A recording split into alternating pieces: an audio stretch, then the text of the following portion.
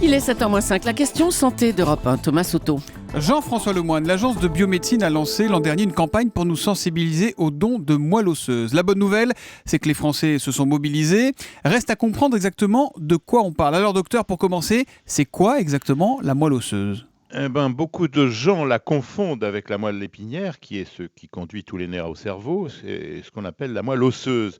Quand vous avez un os sectionné, la moelle, c'est la partie centrale un peu molle. Elle a un rôle essentiel dans notre survie. C'est elle qui fabrique toutes les cellules du sang. Je vous rappelle leur nom, les globules rouges, les globules blancs et les plaquettes. Alors, mes cours de bio sont très loin. À quoi servent tous ces globules blancs, rouges ? Vous savez tous très bien que les globules rouges servent à transporter l'oxygène des poumons vers le reste du corps.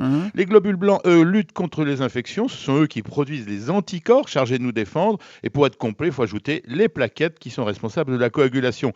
Chaque fois que ces éléments manquent, il y a gros problème. Plus de globules rouges, c'est l'anémie. De mauvais globules blancs, on est là dans les maladies comme les leucémies. Pas assez de plaquettes, on saigne. Je suis un peu caricatural, mais c'est un peu compliqué quand même dans le détail.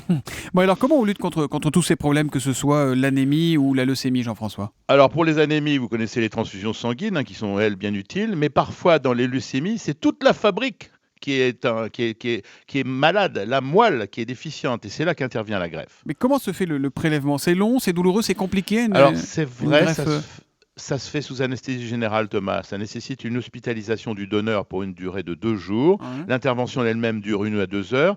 Ça consiste à aller prélever par des ponctions dans les os du bassin une quantité de moelle osseuse calculée en fonction du poids du donneur. C'est donc pas aussi simple que le don de sang, mais c'est à chaque fois pour sauver une vie. Et puis, vous savez, la probabilité de ceux qui sont inscrits sur le registre de données n'est pas très élevée. Oui, parce qu'il faut des donneurs compatibles avec les gens qui en ont besoin. C'est ça. La moelle du donneur se reconstitue une fois qu'on a donné ? Parfaitement, vite et sans problème. C'est pour cela qu'on pourrait théoriquement donner plusieurs fois. Mais il y a eu un peu moins de 300 dons effectifs en France l'année dernière pour 240 000 donneurs. Donc vous voyez, la probabilité de donner une fois, c'est déjà rarissime. Et alors, qui peut donner, Jean-François Lemoine ? Presque tout le monde. Il faut avoir moins de 50 ans lors de l'inscription. Le don, lui, est possible jusqu'à 60 ans. Il faut être compatible, car vous l'avez dit, même si on injecte ce qui ressemble à un liquide, ça reste une greffe. En fait, que l'on reçoive du sang ou un cœur, c'est toujours le même problème de compatibilité qui intervient.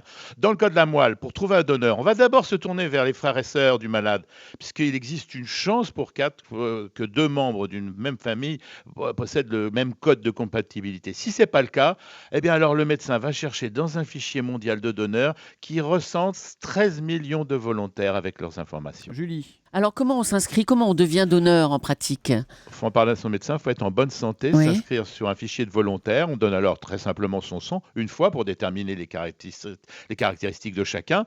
Entre l'inscription sur le fichier et le don effectif, vous avez compris, le laps de temps est variable, ça peut de quelques mois, de nombreuses années. Il est également possible que ce don n'ait jamais lieu si le malade n'est jamais compatible. Mais il faut rappeler que c'est anonyme et gratuit et qu'ils sont 240 000, merci messieurs et mesdames, en France, prêts à donner. Et il ne faut pas avoir été transfusé, c'est ça ? Non, ça ne pose pas de problème. Ah bon, ça ne pose pas de problème. Eh bien, merci, docteur Lemoine. Merci, on vous retrouvera demain à 7h-5 sur Europe 1. Tous les matins, la question santé d'Europe 1. À demain, docteur. À demain.